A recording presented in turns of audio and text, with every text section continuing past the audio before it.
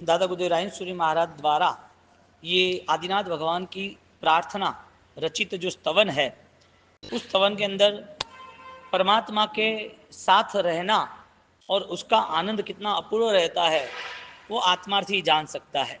इसके लिए यहाँ पर अब अंतिम पंक्तियों में पूरे संसार का स्वरूप बताया।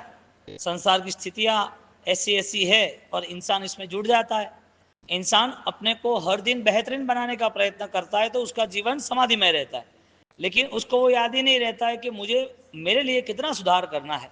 तो यहाँ पर सब कसाय का स्वरूप, मन का स्वरूप, संसार का स्वरूप, कर्म के उदय का स्वरूप, कैसे कैसे जीवन में उसको रिएक्शन आते हैं, वो चीज के बाद कैसे कैसे होता है।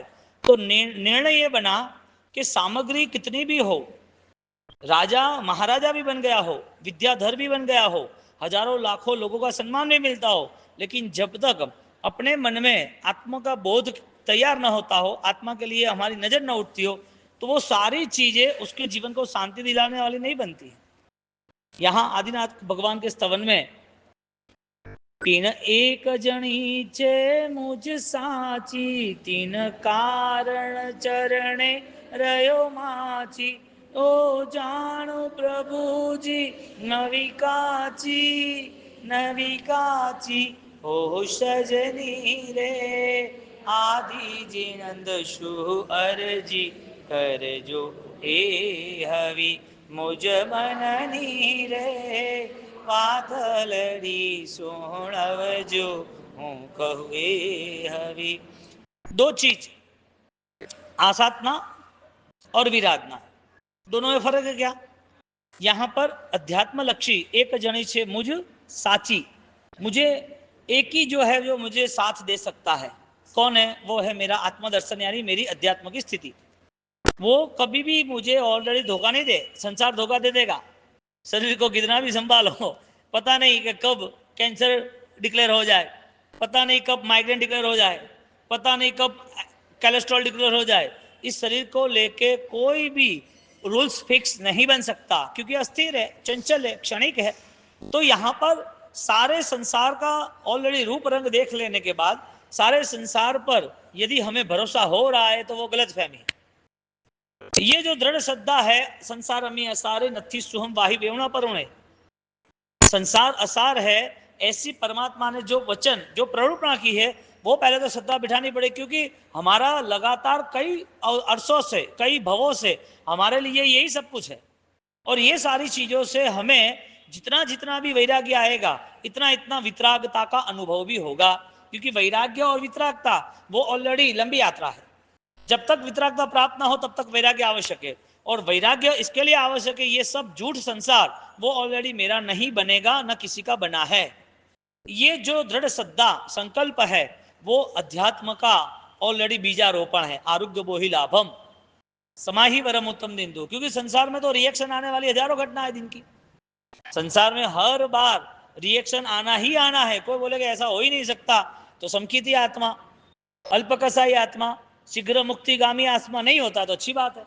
तो ये जो हो रहा है रिएक्शन, और रिएक्शन की वजह क्या? यानी कि संसार की सारी सामग्री, संसार के सारे व्यवहार वो सब भरोसामंद नहीं है। उस पे ऊपर विश्वास इसके लिए नहीं किया कि उन्होंने मेरी आत्मरक्षा के लिए कोई भी हमें प्रॉमिस नहीं दी। संसार की एक ऐसी व्यक्ति बताओ, संसार में ऐसी कोई परिस्थिति बताओ जो आत्म शांति के लिए हमें साथ दे सके।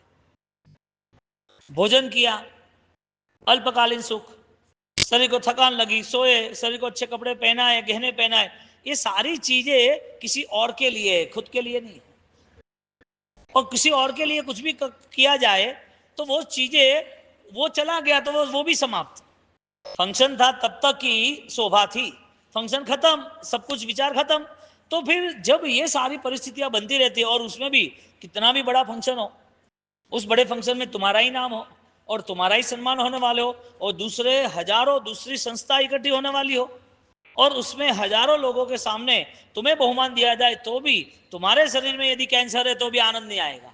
यानी सुख का कोई भरोसा नहीं है।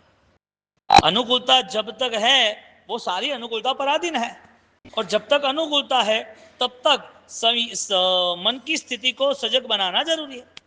क्योंकि जिस दिन हमारे यहाँ यानी कि हमारी कमजोरी, हमारा कर्म बदल गया, उस दिन कोई पूछने नहीं आएगा, कोई बातचीत करने नहीं आएगा। ये तो ऐसा ही होता है ना, कर्म बदल गया, लोगों की दृष्टि बदल गई, और लोगों की दृष्टि से तुम्हें जीना है तो फिर धर्म आंतरिक परिबल है, धर्म बाह्य परिबल नहीं है। लोगों के स्टेटमेंट, लोगों के मान सम्मान, लोगों की महिमा, उसके लिए कभी भी ये जीवन धर्ममय बन ही नहीं सकता। और लोग है ये तो कभी पलटी मार दे, कभी क्या बोले, कोई लेना देना नहीं है, क्योंकि इस संसार में संसारी दृष्टि, इस संसार में कसाईग्रस्त दृष्टि, इस संसार में लोभ लालच जो भरा हुआ है, वो सब इच्छाओं के कारण है, इच्छाओं के कारण। बहु अच्छी, कब तक बीमार नहीं तब तक, जैसे बीमार हो गई, शरीर साथ नहीं दे रहा है, बहुत बड़ी प्रॉब्लम आ गई, अब उनको ठीक हो जाए उसकी इच्छा है, और ठीक होने के लिए सब कुछ घर वाले करते हैं, लेकिन 3-3 4-4 साल तक पैरालिसिस हो, घर वाले क्या सोचेंगे? हाँ, बहू की दृष्टि क्या, सास की दृष्टि क्या, पति की दृष्टि क्या, आसपास जो भी रिलेशन वाले, कर्म बदल गया, दृष्टि बदल गई। ये संसार का स्वरूप है। इसके लिए संसार के लिए यदि कोई आस रखी तो वो कमजोर है। यहां बात रखी, एक जनी छे मुझ साची, 3 कारण चरणे रहो माची। प्रभु एक मेरी जो भावना है, जो मेरी श्रद्धा है, जो मेरी इच्छाएं है, वो परमात्मा वितरागता की है, वैराग्यता की है, और मेरे जीवन में वो वृत्ति आ जाए तो परमात्मा उससे श्रेष्ठ कुछ भी नहीं है। यानी कि परमात्मा का आशीर्वाद, देव गुरु धर्म की कृपा होती है, वो संसार में रहता है लेकिन संसार उसमें नहीं रहता है। संसार में वो रहता है, संसार उसमें नहीं रहता है। कमल कीचड़ में रहता है लेकिन कमल पे कोई दाग नहीं है, कमल तो निर्मल निर्लेप आ गया ऊपर। पुंडरियाणम परमात्मा का एक विशेषण है ना, पुरुष वर पुंडरियाण, पुंडरिक कमल की तरह परमात्मा निर्लेप है। क्यों भाई, वजह क्या?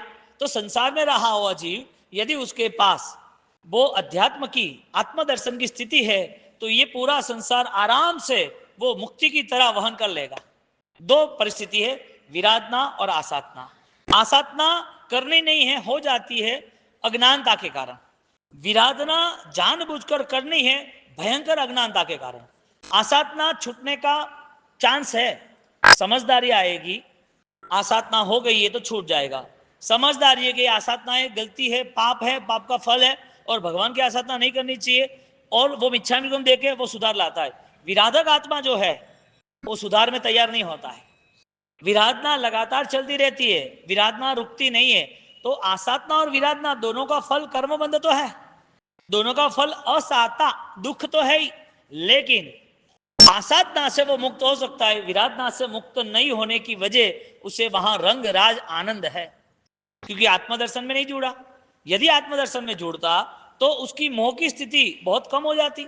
इसके लिए कर्म, पहले कर्म ग्रंथ में एक चित्र रखा है, 8 कर्म की पहचान कैसे हो सकती है, उसमें मोह को मदिरा समान बताया है। एक व्यक्ति दारू पी के वो रात को चलता है, और ऐसी पूनम की रात है, शरद पूर्णिमा की, और शरद पूर्णिमा की रात के साथ कड़वा चौथ जैसा आ जाता है कुछ फंक्शन, तो वो कड़वा चौथ बोलते हैं ना, एक चांद देखना, पति का मुंह देखना, पति के लिए कुछ मांगना। हमारा आनंद गंज जी महाराज के ये मेलो कदी नवी संभव है, मेलो ठा मने ठाए। जो संसार में जो इकट्ठे हुए हैं वो तो कर्माधीन हुए हैं, और संसार अनंत अनंत अनंत परिभ्रमण से जुड़ा हुआ है। अब यहाँ किन किन को मिलना है, कब तक मिलना है? हाँ, तो एक बार ऐसा हो गया, एक पत्नी ने बोला कि आपकी सेवा मैंने बहुत की है, आपके साथ मुझे अच्छा लगा है, पूरा जीवन व्यतीत हुआ है, मैं तो स्वर्ग में भी आपके साथ ही रहूंगी। उन्होंने बोला नहीं, स्वर्ग में एंट्री नहीं है लेडीजों की। क्या? अरे कैसा क्यों? तो कभी स्वर्ग है, यहां से तो छूटे, इसके लिए तो स्वर्ग मिला के। ये नॉर्मल बात है। बात कहने की ये है कि मदिरा पान वो ऑलरेडी जैसे वो चांद होता है, एक एग्जांपल है छोटा सा कि कैसे व्यक्ति अपनी भावनाओं में, संसार में ज्यादा जुड़ जाता है। तो यहां पर जब चांद को ऑलरेडी उस मदिरा पान किया हुआ बेहोश व्यक्ति, यानी कि ज्यादा दारू पिया, वो चलता है पैर लथड़ाते लथड़ाते, और वो कुएं में चांद देखता है, तो उसको लगा अरे रे ये चांद आसमान में से कुएं में गिर गया, अरे अभी लोग परेशान हो जाएंगे, वो अपना उपवास कैसे छोड़ेगी कड़वा चौथ करने वाली पत्नी, ये तो प्रॉब्लम हो गई, तो मैं चांद को निकालता हूं के बाहर। और चांद को निकालने के लिए उसने ऑलरेडी ट्राई किया, तो उसने ऑलरेडी एक रस्सी डाल दी अंदर, और रस्सी डाल दी अंदर, और रस्सी डालते डालते उसने खींचा जोर जोर से, तो जोर से खींचा तो बहुत हैवी लगा। हैवी लगा तो क्या, चांद तो बहुत बड़ा है भाई, पूरे आसमान को संभाल रहा है, तो हैवी तो होगा ही ना। और खींचता गया और खींचता गया, और खींचते खींचते वो आगे चला गया और वो गिर गया, और गिर गया, ऐसा नशा उतर गया। और जैसे नशा उतर गया, और नशा उतर गया तो क्या, हाँ चांद ऊपर चला गया, कि अब अच्छा काम हुआ। एक छोटा खरगोश वो ऑलरेडी चलता रहता है, और उसके ऊपर से यदि बैलगाड़ी चलती है और बैलगाड़ी के नीचे वो चलता है, तो खरगोश को लगता है कि पूरी बैलगाड़ी में ही चला रहा है। संसार में जीव, उसे ऐसा लग रहा है कि मैं सब संभालूंगा तो ही सब होगा। कई बार ऐसा होता है ना, कई बार सास बोलती है कि ये अभी रसोड़ा में तो अभी मुझे संभालना पड़ता है, वरना तो ये बहू आई है, लेकिन ठीक है अभी नई नई है, कि क्या करेगा। अरे 30 साल तक नहीं रहती है, 30-40 साल तक वो नई बहू रहती है। क्या मन रहता है, घर छूटता नहीं है, दुकान छूटती नहीं है, परिवार स्वजन, ये सारी चीजें शासन कब तक चलाएगा। छोटा ये पैसा कमाना, ये छोटे बच्चों को खिलाना करना, यहां पर नया जीवन है ही नहीं, यहां से दूसरा कोई नई यात्रा है ही नहीं। वैराग्य के साथ वितरागता जुड़ी हुई है, वितरागता यूं ही नहीं जुड़ी हुई है, और वितरागता पाने के लिए उसे अपने मोहन्य का संरक्षण करना जरूरी है। तो मोहन्य की स्थिति तो आसपास है, और आसपास की जो स्थिति है उसे न समझना और धर्म को निष्फल करना, सबसे बड़ा नुकसान ये है।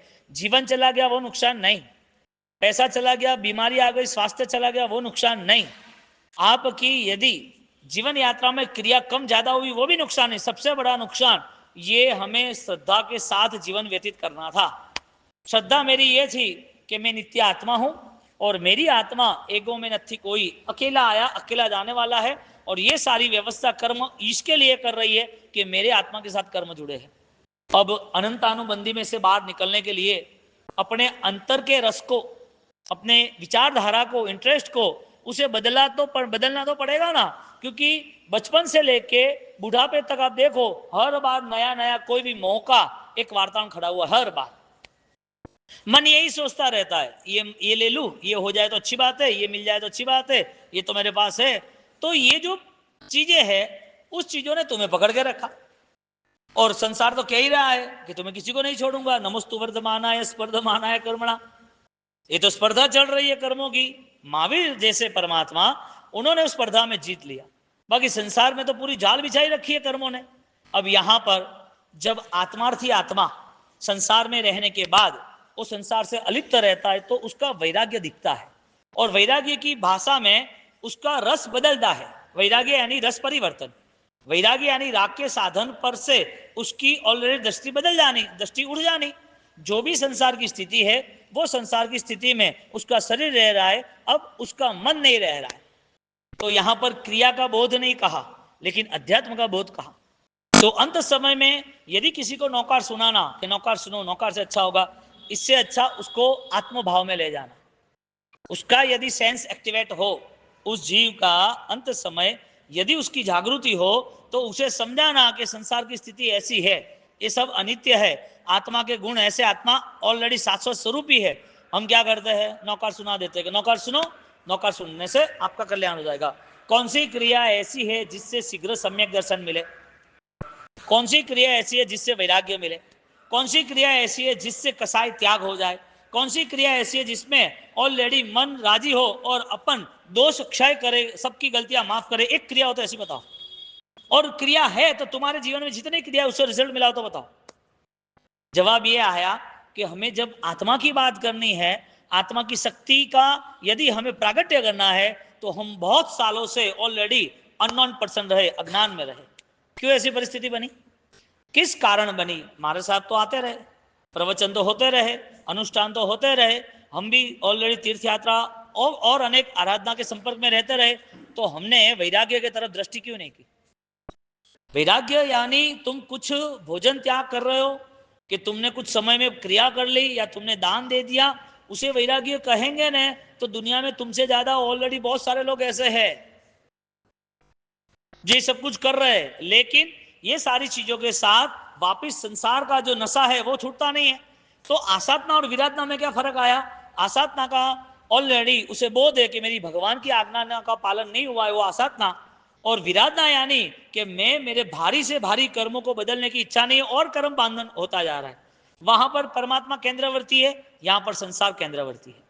अब जहां पर परमात्मा की आज्ञा पता हो और परमात्मा पर पूर्ण श्रद्धा हो और परमात्मा के प्रति परम प्रीति हो, तो वो परमात्मा की प्रीति वाला व्यक्ति वो परमात्मा के मार्ग पे चलता है तो वैराग्य आता है कि नहीं आता है? वैराग्य क्या मान लिया? दीक्षा लेना वो वैराग्य मान लिया। अरे पण सम्यक दर्शन नहीं है, आगे चौथा गुणस्थानक सम्यक दर्शन नहीं है, पांचवा देश वृत्ति नहीं है, छठा सर्व वृत्ति नहीं है, तो डायरेक्ट दीक्षा कैसे हो सकती है? डायरेक्ट तपस्या कैसे हो सकती है? डायरेक्टली ऑलरेडी क्रिया का बल देश वृत्ति का कैसे हो सकता है? सबसे पहले वो श्रद्धा में जाना था, मुझे आसात्नाओं से मुक्त होना है, भयंकर संसार की विराधना से मुक्त होना है। ये भावना से 12 व्रत की आराधना शुरू होती है, इस भावना से पचखान शुरू होता है, इस भावना के साथ उस पचखान का फल भी मिलता है।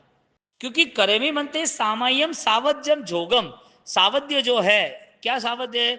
सिर्फ संसार में विराधना है वो सावध्य नहीं, मेरा मन जो है मननम वाय कायनम, मेरा जो मन है उसे मुझे इस 48 मिनट में अंतर्मुहूर्त में मुझे और सात्विक बनाना है, मुझे हर बार सुधार पे जाना है। अब जहां जहां विराधना है वहां वहां आराधना कैसे हो सकती है? जहां विराधना विपुल प्रमाण में चल रही है, संसार 15 कर्मादान है तो 15 कर्मादान एक भी जीव की हिंसा के बिना होती है, निर्मल एकदम नॉर्मल बात। पैसा कमाना है तो विराधना के बिना संभव है, तो भी यहां पर रास्ता बताया कि भाई नीति नहीं छोड़ना, यहाँ रास्ता बताया कि थोड़ा संतोष में रहना, यहाँ रास्ता बताया कि तुम्हारी जिंदगी में तुम कितना भी इकट्ठा कर लो, फिर जो कम भी इकट्ठा किया लेकिन राग ज्यादा है, कम है लेकिन ऑलरेडी उसके प्रति आसक्ति ज्यादा है, तो वो आसक्ति वहां उत्पत्ति, वो नियम है। आसक्ति वहां जितना जितना अटैचमेंट है इतना इतना वहां पर रुकना बैठना, वहां पर जिंदगी व्यतीत करना ही करना है। अब भोजन वाला कहां जाएगा? भोजन का ऑलरेडी लास्ट स्टेज क्या है? विष्ठा है। ऐसी कई घटनाएं शास्त्रकारों ने बताई है, आचारांक सूत्र में, उत्तराधीन सूत्र में कई घटना ऐसी ज्ञाता धर्म कथा में बताइए। राजा, उस राजा को इतना राग था शरीर का, खाने पीने का, अपने राज्य का, और वही राजा मर के उसी वहां पर कीड़ा बना नाली का, और जैसे कोई ज्योतिष ने बोला तो उसको जेल में डाल दिया, और ज्योतिष को बोलने के बाद जेल में डालने के बाद उसको पता चला कि 7 दिन के बाद मौत है, और चौथे दिन ऐसा पता चला कि मौत के बाद भी तुम्हारा जन्म कीड़े की दशा में है। ये जितने भी गंदी नालियां गांव की जा रही है, जहां पूरी गंदगी विच्छा मलमूत्र इकट्ठा हो रहा है, वहां तुम कीड़े बनने वाले हो, पंचरंगी कीड़ा।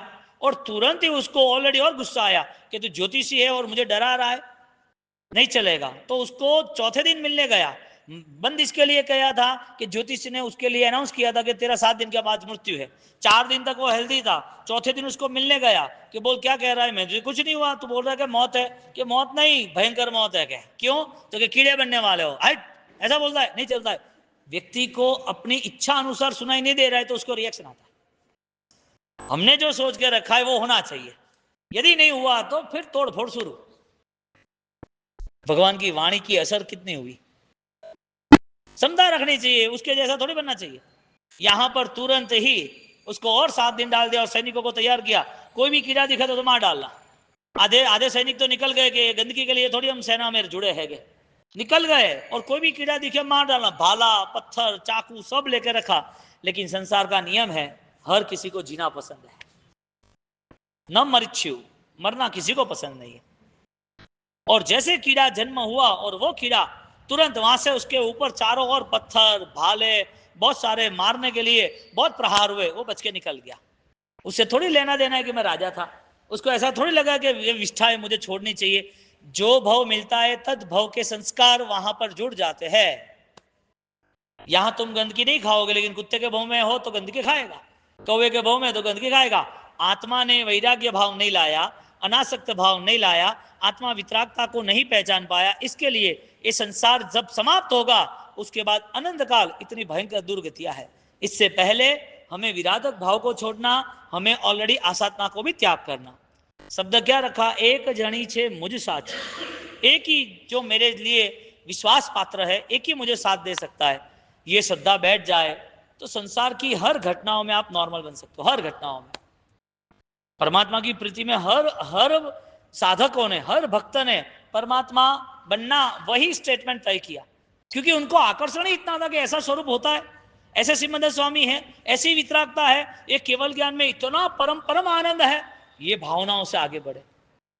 अब दृष्टि ये वैराग्य भाव की ना आए तो साधना मार्ग में तो एक कदम भी आगे नहीं बढ़ सकते। और आंखों के सामने है सब कुछ, आंखों के सामने है सब कुछ। बेटा 20-25 साल अच्छा लगा, लेकिन उससे जीवन में जैसे ही किसी और का प्रवेश हुआ, शादी ब्याह हुई, कोई और मिल गया, रिएक्शन स्टार्ट। सब दुनिया भर में केसेस चल रहे, राग के केसेस है, द्वेष हो गया इसके लिए। जो अपने माने थे उसको शत्रु मान लिया। इसके लिए कई बार ऐसा होता है कि स्वजन में यानी कि रिलेशन में कोई दरार आती है तो वो सोच लेते कि सामने वाले को तबाह कर दो, बर्बाद कर दो। एक तलाक होते हैं, वो छूटा छड़ा ले लेते हैं, हाँ, डिवोर्स। तो उसको दोनों को अपनी अपनी जिंदगी जीनी चाहिए ना, लेकिन नहीं, मुझे इतना 50 लाख रुपए चाहिए, मैं नहीं छोड़ूंगी, इतना केस करूंगी, पूरे घर को बर्बाद कर देते हैं। ये क्या हुआ? ये कैसा संसार, ये कैसा राग? ऐसी कई चीजें है, दो भाइयों है, पति पत्नी है, कई चीजें हैं, कई गलत रास्ते हैं। भगवान का मार्ग इतना निर्मल है, और हमें हो सके तब तक हमारा कर्म का ऑलरेडी उदय है, हमें मन बड़ा रख के, सहन करके, समता रख के समाधि में रहना चाहिए। ये ही रास्ता अपूर्व कर्म निर्जा का है। तो पाप की जो अवस्था है उसमें उसे जानबूझ के नहीं करना है, पाप की प्रक्रियाओं में उसे जुड़ना नहीं है, लेकिन जुड़ना पड़ता है। तो यहाँ अमृतवेल की सज्जा में कहते हैं, पाप नवी तीव्र भावे करे, जैने नवी भव राग रे, उचित स्थिति से वे सदा ते अनुमोदवा लागरे, चेतन ज्ञान अजवाड़िए टाड़िए मोह संताप। हे चेतन, ज्ञान का उजाला करना पड़ेगा, चेतन आत्मा बताए, और अजवालिए तेरा विवेक, तेरी दृष्टि, तू देख। अब आपको यहाँ पर वो कई बार बोलते हैं कि बाबूसी वैराग्य तो खूब कठिन है, क्या बाबूसी दीक्षा लेनी तो खूब कठिन है, क्या सब इजी आसान है। किसी को भी दीक्षा लेनी है तो 24 घंटे में दीक्षा हो जाती, कितने? कोई बोले नहीं हो सकती, 24 घंटे में हो जाती है। हो जाएगा नहीं हो जाए बोलो? हाँ, तो कि नहीं नहीं ऐसा नहीं होता। अरे क्या नहीं होता है?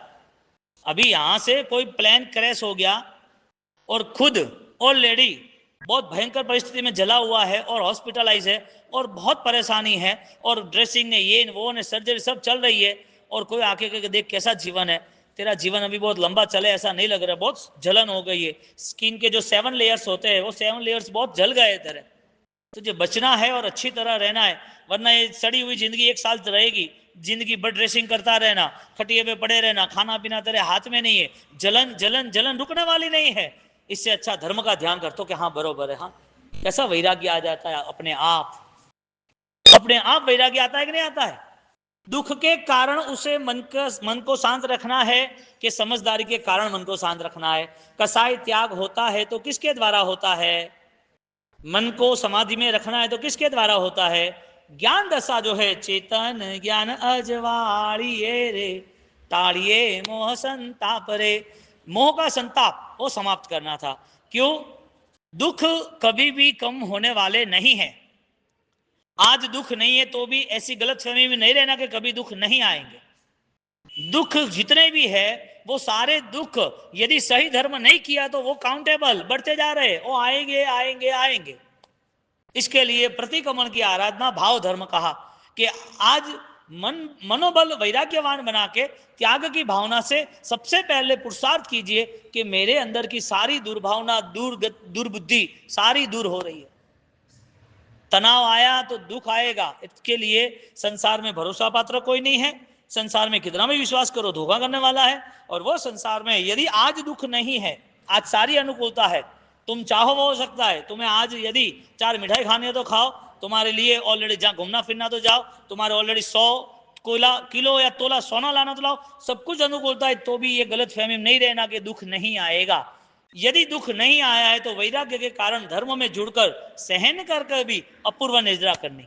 दुख आने के बाद भी कर्म समाप्त होते, कर्म कम होते, कर्म खपते हैं। दुख आता है तो दुख रूपी कर्म दूर जाते, वो कर्म आए और हम सहन करें, इससे अच्छा धर्म को अपना के वैराग्य में रह के उस कर्म को समाप्त करना।